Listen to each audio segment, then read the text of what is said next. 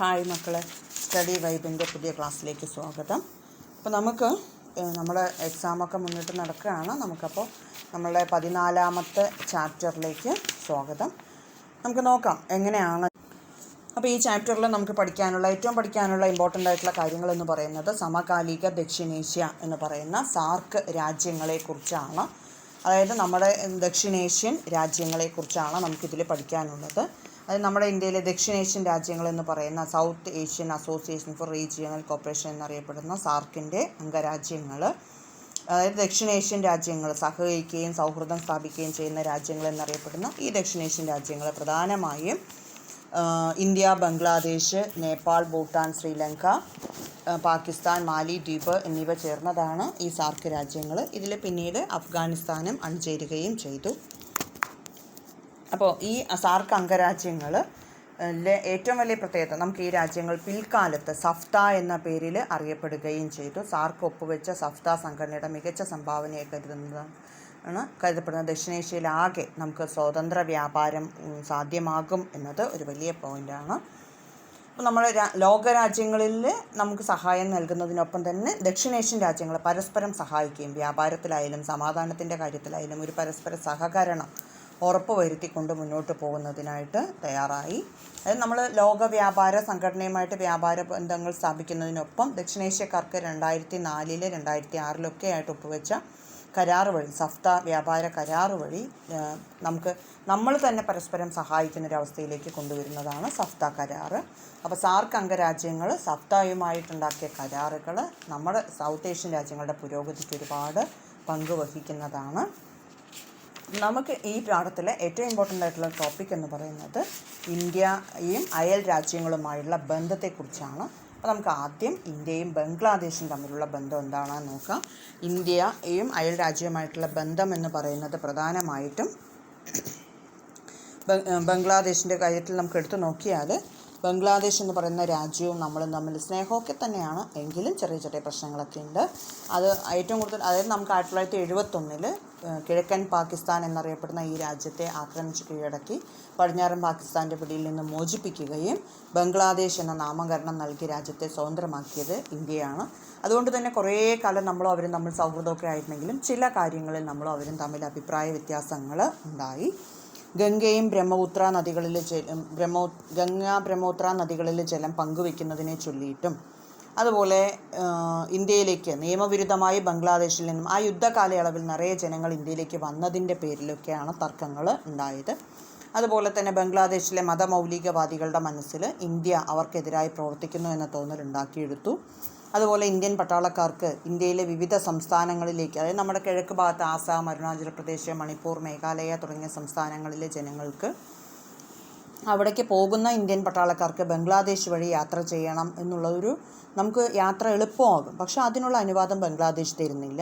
അതുപോലെ ബംഗ്ലാദേശിൽ ധാരാളമായിട്ട് പെട്രോളിയം നിക്ഷേപമുണ്ട്, പക്ഷേ പ്രകൃതിവാതക നിക്ഷേപമുണ്ട്. നമുക്ക് ആവശ്യമായ പ്രകൃതിവാതകം അവർ തരുന്നില്ല എന്ന് മാത്രമല്ല, മ്യാൻമറിൽ നിന്നും നമുക്ക് തരാൻ സാധ്യതയുള്ള ആ പ്രകൃതിവാതകം കൊണ്ടുവരുന്നതിനുള്ള സഹായം, എന്നുവെച്ചാൽ പൈപ്പ് ലൈൻ ഇടാനുള്ള സാഹചര്യങ്ങളും ബംഗ്ലാദേശ് തരുന്നില്ല എന്നുള്ളതാണ്.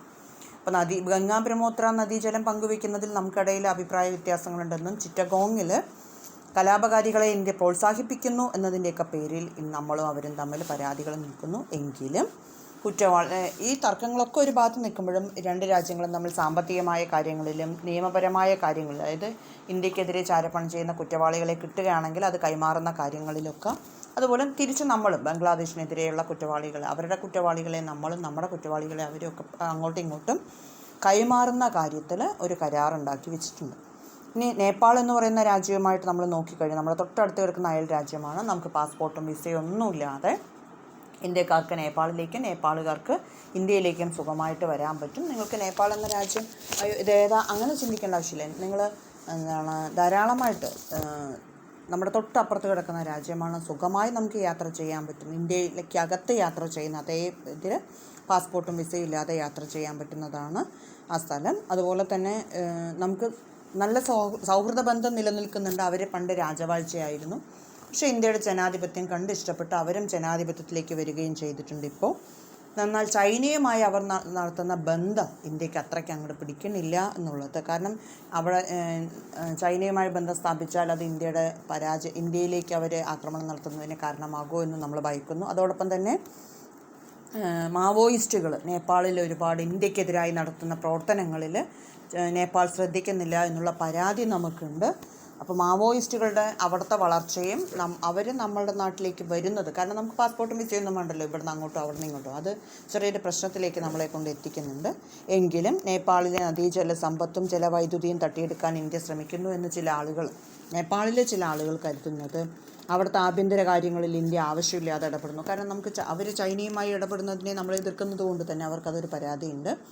സമുദ്ര സാമീപ്യം ഇല്ലാത്തതുകൊണ്ട് നേപ്പാളുകാർക്ക് എന്ത് സാധനങ്ങൾ കൊണ്ടുവന്നാലും ഇന്ത്യ വഴി മാത്രമേ കൊണ്ടുപോകാൻ പറ്റുള്ളൂ, ഇന്ത്യൻ തുറമുഖം ഉപയോഗിച്ചേ പറ്റുള്ളൂ. അപ്പോൾ അതിന് തടസ്സം നിൽക്കുന്നു ഇന്ത്യ എന്നുണ്ടെങ്കിലും ഈ അടുത്ത കാലത്ത് അതിലൊക്കെ വൈദ്യുതി, വ്യാപാരം, ശാസ്ത്രം, പ്രകൃതി വിഭവങ്ങൾ, ജലവിഭവ മാനേജ്മെൻറ്റിൻ്റെയൊക്കെ കാര്യത്തിൽ ഇരു രാജ്യങ്ങളും തമ്മിൽ സൗഹൃദ ബന്ധങ്ങൾ സ്ഥാപിച്ചിട്ടുണ്ട്. അതുപോലെ തുറമുഖങ്ങളുടെ ഉപയോഗത്തിൻ്റെ കാര്യത്തിലും ഇന്ത്യയും നേപ്പാളും തമ്മിൽ ഒരു കരാർ ഒപ്പുവെച്ചുകൊണ്ട് രണ്ട് രാജ്യങ്ങളും തമ്മിലുള്ള ബന്ധം മെച്ചപ്പെടുത്താൻ ശ്രമിച്ചു വരുന്നു. ഇനി ശ്രീലങ്ക എന്ന് പറയുന്ന രാജ്യം എടുത്താൽ ശ്രീലങ്കയിൽ വംശീയ പോരാട്ടം ഒരു പ്രധാന പ്രശ്നമായിട്ട് നിൽക്കുന്നുണ്ട്.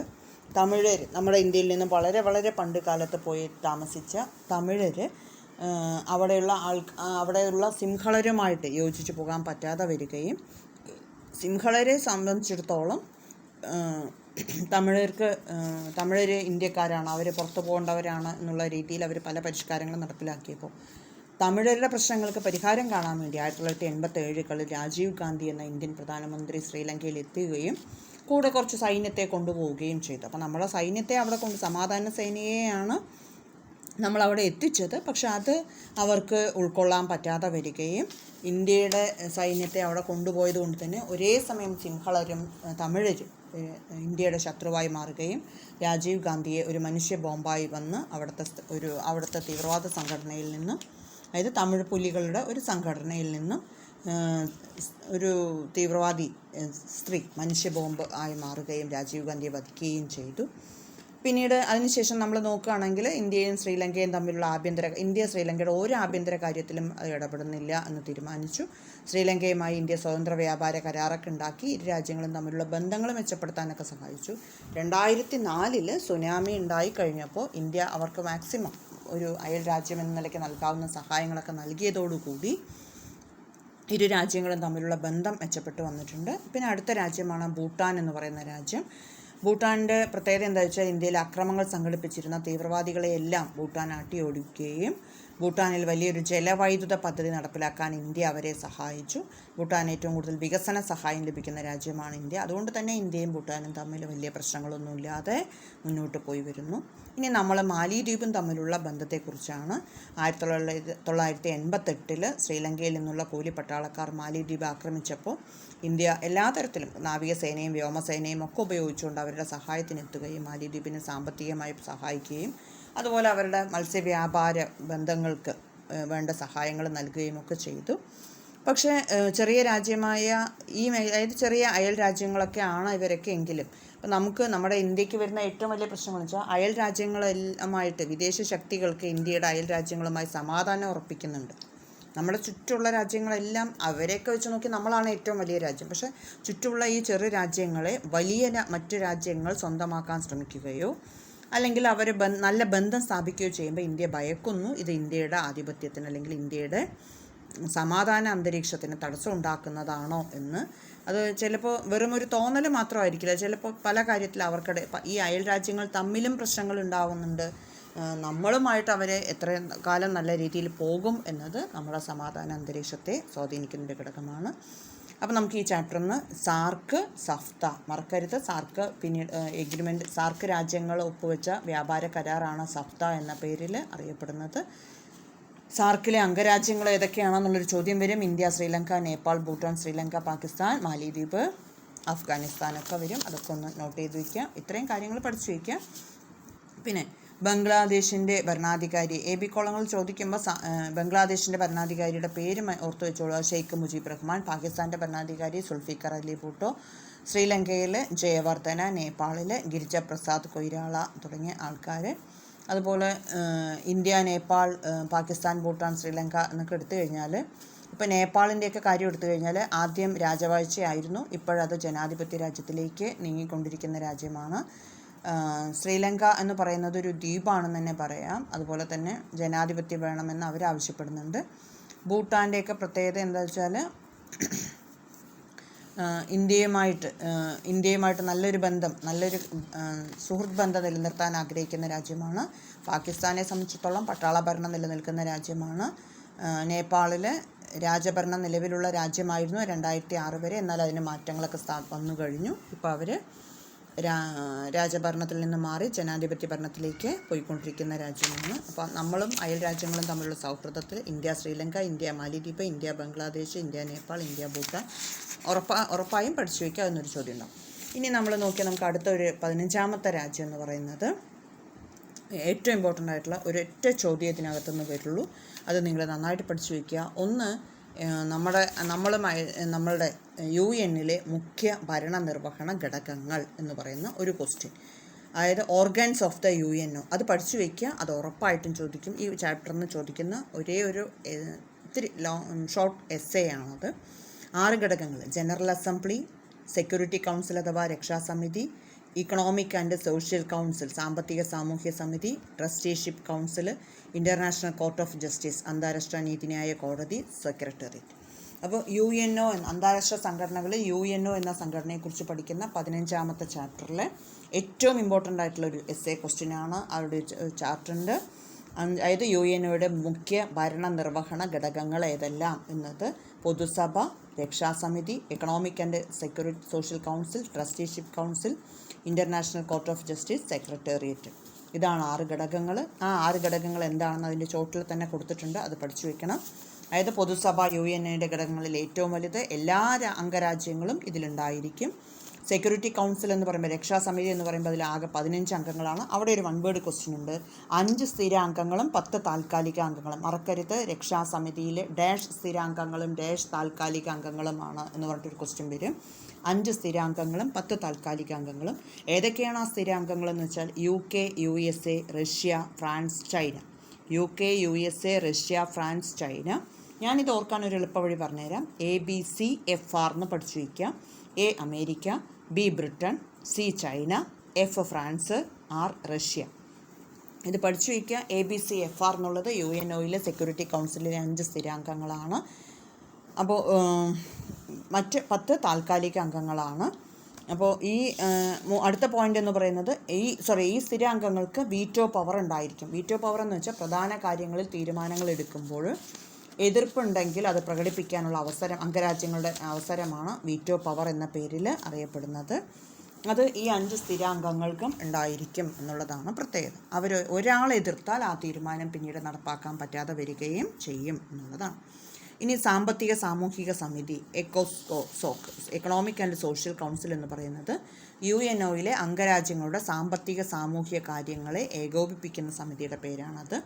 ട്രസ്റ്റിഷിപ്പ് കൗൺസിൽ എന്ന് പറഞ്ഞാൽ, അതായത് യുദ്ധത്തിന് ശേഷം, 2ാം ലോക മഹായുദ്ധത്തിന് ശേഷം കോളനികളായി പിടിക്കപ്പെട്ട രാജ്യങ്ങളുടെ കാര്യങ്ങൾ മേൽനോട്ടം വഹിക്കുന്ന സംഘടനയാണിത്. അടുത്തത് UNOയുടെ ഇൻ്റർനാഷണൽ കോർട്ട് ഓഫ് ജസ്റ്റ് എന്ന് പറയുന്നത്, അന്താരാഷ്ട്ര നീതിന്യായ കോടതി എന്ന് പറയുന്നത്. ഇതിൽ ഈ അംഗരാജ്യങ്ങളുടെയൊക്കെ പ്രശ്നങ്ങൾക്ക് പരിഹാരം കാണാൻ പറ്റുന്നതാണ്. ഈ അംഗരാജ്യങ്ങളുടെ പരിഹാരം കാണാനായി അവിടെ 15 ജഡ്ജിമാരുണ്ടായിരിക്കും. ഏറ്റവും ലാസ്റ്റ് വൺ UNOയുടെ ഭരണഘടനാപരമായ ജോലി നടത്തുന്ന സെക്രട്ടേറിയറ്റ് എന്ന് പറയുന്ന സംഘടനയാണ്. മൊത്തം ഇതിൻ്റെ എല്ലാ കാര്യങ്ങളും നോക്കി നടത്തുന്ന സംഘടനയാണ്, ഓഫീസാണ് സെക്രട്ടേറിയറ്റ് എന്ന് പറയുക. അതിൻ്റെ ഭരണത്തലവൻ സെക്രട്ടറി ജനറലാണ്. നമുക്കവിടെ 2 1 വേർഡ് ക്വസ്റ്റ്യൻ വരുന്നുണ്ട്. UNOയുടെ ആദ്യത്തെ സെക്രട്ടറി ജനറൽ ആരാണ് എന്ന് ചോദിക്കും. ട്രിഗ്വില്ലി എന്ന് പറയും. ട്രിഗ്വില്ലി ആണ് ആദ്യത്തെ സെക്രട്ടറി ജനറൽ. ഇനി നമുക്ക് ഇപ്പോഴത്തെ സെക്രട്ടറി ജനറൽ ആരാണ് എന്നൊരു ക്വസ്റ്റ്യൻ വരും. അന്റോണിയോ ഗുട്ടാറസ് എന്ന് പറയുന്ന ആളാണ്. 2017 ഇദ്ദേഹം സ്ഥാനം ഏറ്റെടുത്തിരിക്കുന്നത്. അന്റോണിയോ ഗുട്ടാറസ് എന്നറിയപ്പെടുന്ന ആൾ. മറക്കാതെ ഇത് കാര്യം, ആദ്യത്തെ ആളുടെ പേരും അവസാനത്തെ ആളുടെ പേരും ഒന്ന് നോട്ട് ചെയ്ത് വയ്ക്കുക. UNOയുടെ 5 ഘടകങ്ങൾ ഏതാണ്? 6 ഘടകങ്ങളുണ്ട്, അത് പഠിച്ചു വയ്ക്കുക. ജനറൽ അസംബ്ലി, രക്ഷാസമിതി, economic and social council, trusteeship, international court of justice, secretariat. മറക്കരുത്. ഇത് 1945 ഒക്ടോബർ 24 UNO സ്ഥാപിക്കപ്പെടുന്നത്. അതുകൊണ്ട് തന്നെ എല്ലാ വർഷവും ഒക്ടോബർ 24 UN ഡേ ആയിട്ട് കണക്കാക്കി വരുന്നു. ഈ ചാപ്റ്ററിൽ നിന്ന് നിങ്ങൾ ആ UN ഡേ എന്താണ് ഒക്ടോബർ 24 എന്നുള്ളത് പഠിച്ചു വയ്ക്കുക. 1945 ഒക്ടോബർ 24 ഇൻ്റർനാഷണൽ UN ഡേ ആയിട്ട് സ്ഥാപിക്കപ്പെടുന്നു. 6 ഘടകങ്ങളുടെ പേര് പഠിച്ചു വയ്ക്കുക. ഇനി UNOയുടെ സെക്യൂരിറ്റി കൗൺസിലിൽ അംഗമാകാൻ ഇന്ത്യക്ക് ശരിക്കും അതിൽ സെക്യൂരിറ്റി കൗൺസിലിൽ അംഗത്വമൊന്നും ലഭിച്ചിട്ടില്ല. അപ്പോൾ നമ്മൾ ആഗ്രഹിക്കുന്നുണ്ട് നമുക്ക് അതിൽ അംഗമാകാൻ എന്ത് യോഗ്യതയാണ് വേണ്ടത്, അല്ലെങ്കിൽ നമ്മൾ എന്താണ് അതുകൊണ്ട് ഉദ്ദേശിക്കുന്നത് ചോദിക്കുന്നത്. അപ്പോൾ നമ്മളെ സംബന്ധിച്ചിടത്തോളം ലോകത്തിലെ ഏറ്റവും വലിയ സാമ്പത്തിക ശക്തികളാണെങ്കിൽ നമ്മുടെ രാജ്യം അതിന് തന്നെയാണ്. നമുക്ക് അതിന് വേണ്ട യോഗ്യതകളൊക്കെ ഉണ്ട്. സാമ്പത്തികമായിട്ടാണെങ്കിലും ഇന്ത്യ ഒട്ടും മോശമല്ലാത്തൊരു രാജ്യമായി മാറിക്കൊണ്ടിരിക്കുന്നുണ്ട്.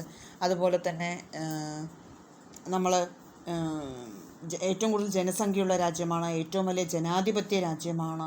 UNOയുടെ എല്ലാ ആക്ടിവിറ്റീസിലും ഇന്ത്യ പങ്കെടുക്കുന്നുണ്ട്. അതുപോലെ തന്നെ ചേരിചേരാ പ്രസ്ഥാനത്തിൽ അംഗമാണ്. സമാധാനപരമായ പ്രവർത്തനങ്ങളിലെല്ലാം രക്ഷാസമിതിയുമായിട്ട് അല്ലെങ്കിൽ UNOയുമായിട്ട് സഹകരിച്ച് പ്രവർത്തിക്കുന്ന രാജ്യമായതുകൊണ്ട് തന്നെ ഇന്ത്യക്ക് അതിൽ അംഗത്വം വേണം എന്ന് നിൽക്കുന്നുണ്ട്. പക്ഷേ പാകിസ്ഥാനെ പോലെയുള്ള രാജ്യങ്ങളുടെ എതിർപ്പ് മൂലം ഇപ്പോഴും ഇന്ത്യക്ക് സെക്രട്ടേറിയറ്റുമായിട്ട് യോജിച്ച് പോകാൻ സാധിക്കാതെ വരുന്നു എന്നത് ഒരു പ്രശ്നമായിട്ട് മാറിയിട്ടുണ്ട്. അപ്പോൾ ഈ ചാപ്റ്ററുകളെല്ലാം ഒന്ന് നന്നായിട്ട് നോക്കി വയ്ക്കുക, നന്നായിട്ട് പഠിച്ചു വയ്ക്കുക. ഇനി നമുക്ക് ഒരു 2-3 ചാപ്റ്റർ, കുഞ്ഞു ചാപ്റ്ററാണ്, അത് അടുത്ത ക്ലാസ്സിൽ കേൾക്കാം, പഠിക്കാം. അപ്പോൾ ഉറപ്പായിട്ടും ഇത് എല്ലാം പഠിച്ചു വെച്ചിട്ട് വേണം പൊളിറ്റിക്കൽ സയൻസിൻ്റെ പരീക്ഷയ്ക്ക് പോകാൻ. നിങ്ങൾക്ക് എല്ലാവർക്കും നിറയെ മാർക്ക് വാങ്ങാൻ സാധിക്കട്ടെ എന്ന് ആശംസിക്കുന്നു.